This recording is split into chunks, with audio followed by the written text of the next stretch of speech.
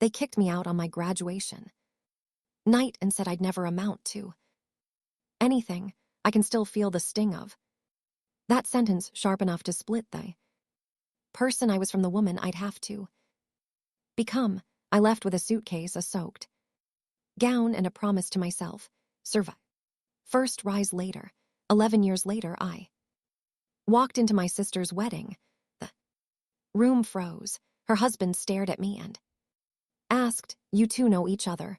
I smiled too well, but the real surprise wasn't his question. It was the way my family reacted, like I'd returned holding something they desperately didn't want exposed. Most people talk about childhood like it's a warm place they can walk back into whenever life gets hard. Mine was more like a hallway, narrow, echoing, and lined with doors that only opened for my younger sister, Grace. If you've ever grown up as the responsible one, you know the script. I learned early that being quiet kept the peace, that stepping aside kept the household running, and that love in our home came with conditions printed so small you didn't notice until you failed. 1. My father Noah ran a family clinic in the city. He carried himself like every opinion he had was a medical fact. My mother Amelia mirrored him, repeating his beliefs as if they were gospel. And Grace learned quickly that being the favorite was a full-time position. She played the part beautifully, soft voice, wide eyes, a talent for looking helpless at exactly the right moment. I remember watching them from the hall when I was a teenager, my father leaning over her homework, my mother fussing with her hair before piano recital. I'd stand there with my backpack still on, holding straight a report cards they never asked to see. You tell yourself you don't care. You tell yourself it doesn't matter, but cracks form quietly, long before anything breaks. Even then, I worked after school shifts, weekend jobs. I saved everything, counting it. A little tin box under my bed, my way out, my future. When my acceptance letter arrived, I cried in the parking lot behind the grocery store where I stock shelves. Grace got balloons, cake, family dinner. I told myself it was fine. I told myself fairness was a luxury some of us just didn't get. Evan came into my life years later when I was working the night desk at a hospital and studying between patient charts. He was a resident, then sharp, kind, always noticing when I hadn't eat or when I'd fallen asleep on my notes. He didn't ask about my family at first, maybe sensing that the truth lived behind a locked door. Liam came after that, a miracle, wrapped in laughter and sticky fingers, a reminder that I could build something better than what I came from. For a long time, I avoided anything that carried the heart name, family photos, holiday gatherings, even the city block where their clinic sat. But the wedding invitation changed everything, not because I wanted to see them again, but because the envelope held a weight I couldn't name, and deep down I knew walking into that ballroom would mean opening a door I'd kept shut for more than a decade. 11 years later, I walked into my sister's wedding. If the past had a temperature, the ballroom felt exactly like it. Too bright, too polished, too eager to pretend nothing had ever happened. Chandeliers threw gold onto marble floors, and guests in elegant suits drifted like they were part of a scene staged for a magazine spread. I stood at the entrance for a moment, smoothing the front of my dress, steadying my breath. Evan rested a reassuring hand on the small of my back, and Liam clutched my fingers, craning his neck to see the towering cake across the room. "Mom, do we know anyone here?" he whispered. "Only ghosts," I thought. We stepped forward, and conversations didn't stop, but they shifted softly, like curtains catching a draft. Faces Turned, eyes widened. It was subtle, but I felt it, recognition spreading in tiny waves. A few doctors paused mid-sentence. When they spotted my name on the place. Cards near the entrance. I was used to that reaction in professional settings. But not here at a wedding, where my own family had once sworn I'd never be more than a failure. Grace appeared first. She turned toward me with the exact expression I remembered from childhood. Surprise melting into calculation. Calculation hardening into panic. Her white gown shimmered under the lights. But her shoulders tensed, and the smile she tried to form wobbled like a poorly tied ribbon. Adeline, she breathed as if saying my name might summon a reckoning she wasn't ready to face. Behind her, my parents froze. Noah's jaw clenched, and Amelia's hand flew to her necklace. Gesture she always used when caught off guard, as though clutching pearls could rewrite history. Why are you here? My mother whispered. I lifted the invitation slightly. I was invited. Before they could respond, movement stirred beside Grace. A man stepped forward, broad-shouldered, polished, the kind of poised confidence that comes from years of medical training. Daniel, her husband, the groom. He studied me with the analytical calm of someone trained to read people in seconds. His eyes flicked from my face to the small name badge clipped to my clutch, and something sharpened in his expression.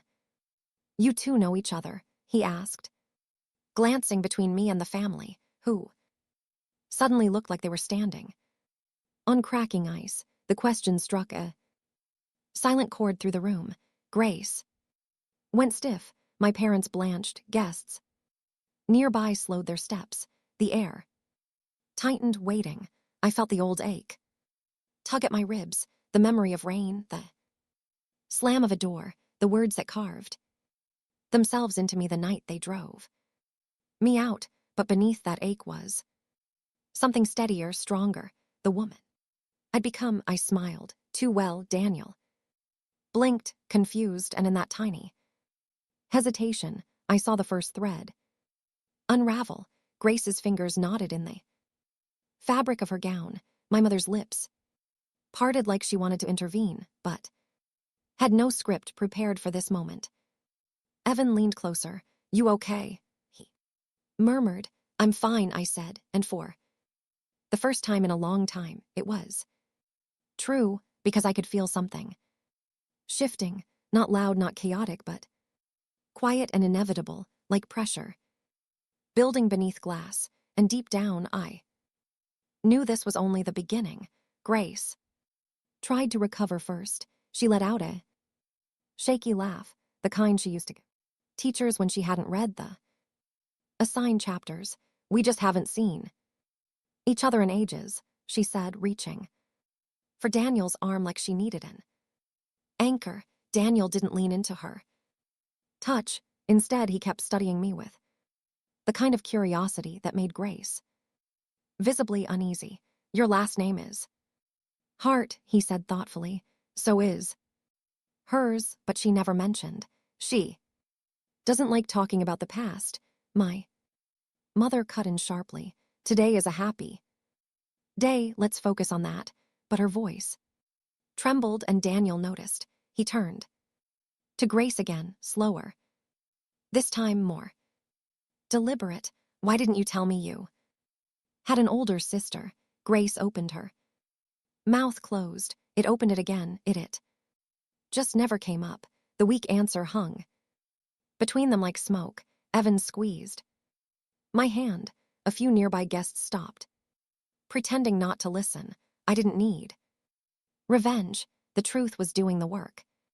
For me, a server passed with a tray of champagne. I picked up a glass, letting the cold stem settle into my fingers. While I watched the three of them, my sister, my mother, my father, shuffle under the weight of a story they had spent over a decade trying to bury. Noah finally stepped forward. Adeline, he said in a low voice meant only for Me, but too brittle to stay contained. I don't know what you're trying to do, but this isn't the place. That old instinct. The one that used to make me shrink. Apologize, fold myself, smaller. Flickered for a moment, then died. I'm not trying to do anything, I said. I'm simply attending the wedding I was invited to. For a second, he looked like he might explode. Then he caught Daniel. Watching him, recalibrated and forced a smile so tight it looked painful. Let's all take a breath, Daniel said. Carefully, I'm just surprised. Grace told me she handled the family clinic alone for years, that her parents depended on her, that she was the only one who stayed. My eyebrows lifted a fraction. Is that what she said? Grace palled. The room seemed to shift around us, tiny changes in posture, glances exchanged, whispers forming. Evans, practiced calm beside me, became a grounding force. Liam tugged my dress. Mom, can I get cake yet? Soon, I whispered. Grace stepped closer, her voice lowered to hiss only I could. Here, why are you doing this? Why show up now? I didn't know I needed your permission, I replied. Her eyes pulled. With panic, not guilt panic, the kind of person feels when the facade is slipping and there's nothing left to hold on to. Moments later, she disappeared into the hallway, heels clicking too fast for a bride. Amelia followed. Noah lingered, glaring at me like I had reached out and snapped the life he'd constructed for Grace, but all I had done was walk in the door. Evan nudged me gently. She's unraveling, he murmured. No, I said softly, she's revealing. And when I finally followed her to the restroom hallway, I knew something had shifted. Inside me, I wasn't that drenched 18-year-old anymore, begging to be believed. I was the one they should have feared losing. I found Grace in the restroom hallway, gripping the marble counter as if the room were tilting. Her reflection looked brittle, eyes too wide, breath too fast, the kind of panic you can't hide behind makeup or pearls. When she saw me, her shoulders snapped back. You had no right to come here, she whispered, voice fraying at the edges. I was invited, I said, by your husband. Her jaw tightened. Daniel doesn't know everything. I'm starting to realize that, I replied. For a moment, neither of us moved. The music from the ballroom drifted in soft, romantic, painfully out of place. Grace finally spat out, why now? Why today? You couldn't let me have this one moment. I didn't come to ruin anything, I said. Quietly, I just showed up. The rest, that's yours. Her eyes flashed, but beneath the anger was something raw. Fear. He can't find out, she whispered. You don't understand. I understand perfectly. She flinched. Because I did understand. I understood. The years of lies, the story she told. Everyone that I dropped out, that I was unstable, that she carried the family's burdens alone, all while living off the opportunities bought with my stolen future. Grace, I said, you can't build life on a version of me that never existed. She grabbed my arm. Please, don't say anything else out there. I removed her hand gently. I haven't said a word, and that was the part that terrified her most. When we returned to the ballroom, the atmosphere had shifted. Conversations faltered when we passed. My parents stood near the head table, whispering urgently to Daniel, who looked increasingly troubled. Evan walked toward me. Liam perched on his hip. People are asking questions, he murmured.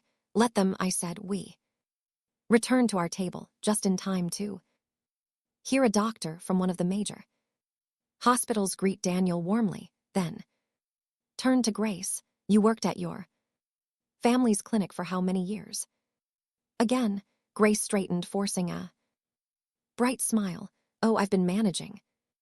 Everything since college. The doctor nodded politely. And where did you study?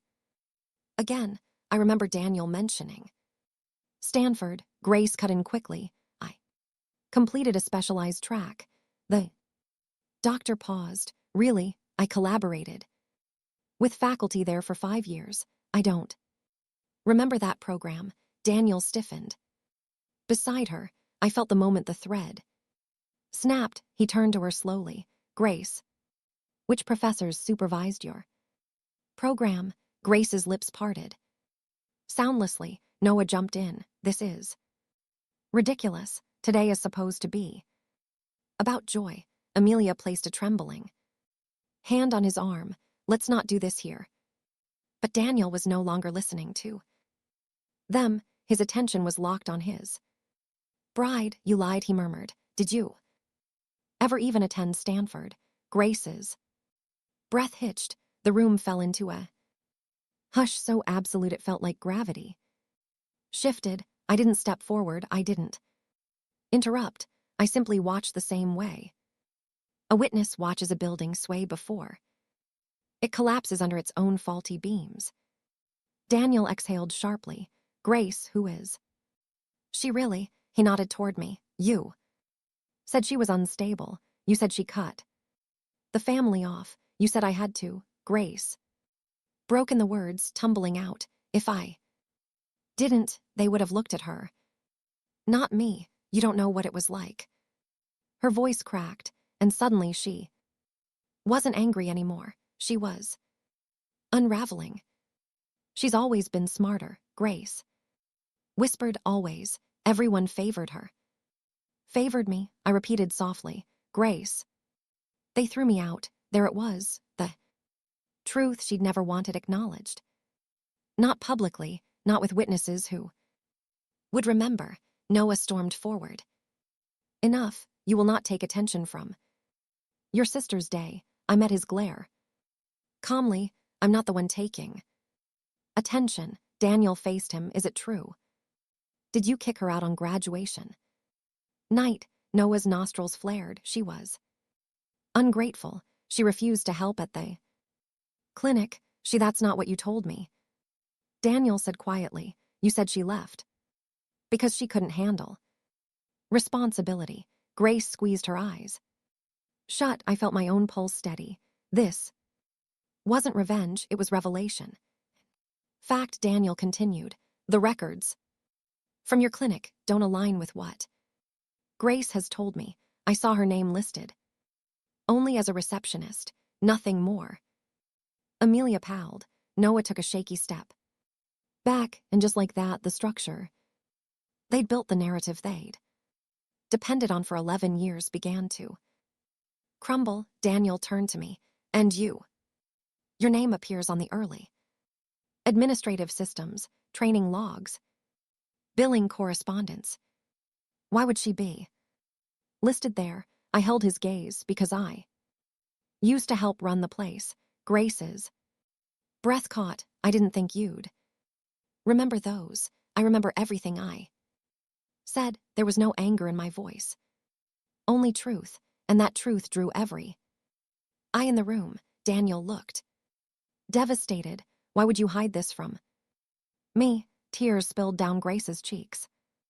I didn't want to lose you. You lost me the moment you lied, he said. He stepped away from her just a few inches, but enough that everyone saw. A tremor of whispers rippled around the room. Liam tugged my hand. Mom, are you mad at that lady? I knelt. Nobody, just sad. He nodded solemnly. People shouldn't lie. Daniel approached me slowly.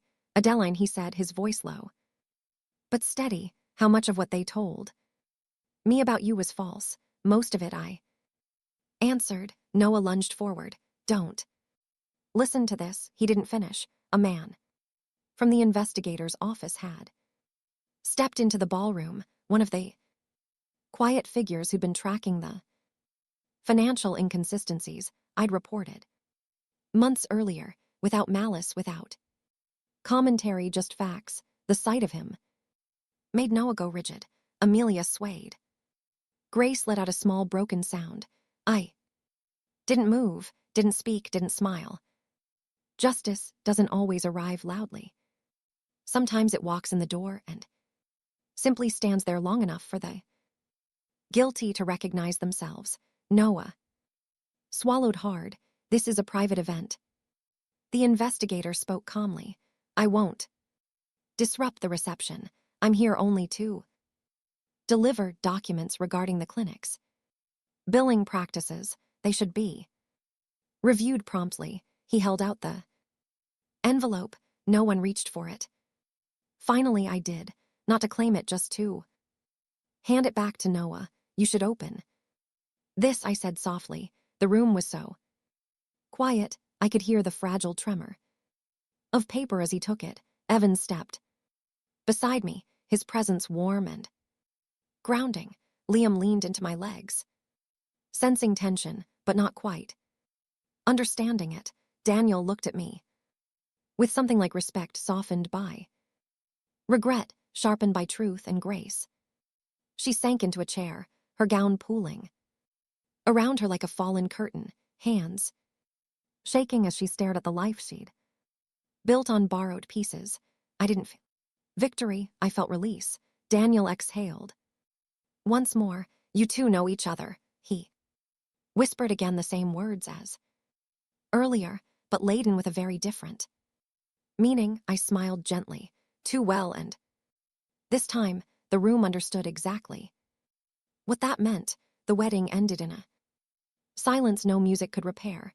Guests drifted out with hushed voices, casting glances that held equal parts sympathy and disbelief. Evan drove us home, his hand resting over mine, grounding me a way my childhood never had. Liam fell asleep in the back seat, his small breath steady and untroubled.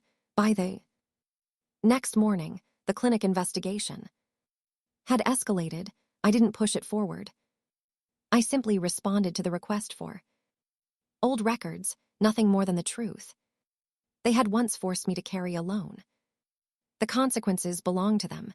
A week later, Daniel reached out, not for drama but closure. He apologized for believing the version of me he'd been fed. I accepted, not because he deserved it, but because I no longer needed anything from the past. Life settled into something gentler. My office felt lighter, my garden brighter. Evan and Liam spent weekends building model rockets on the patio while I reviewed proposals for a scholarship fund, one created for students who, like me, had no safety net. I didn't forgive my family. I didn't hate them either.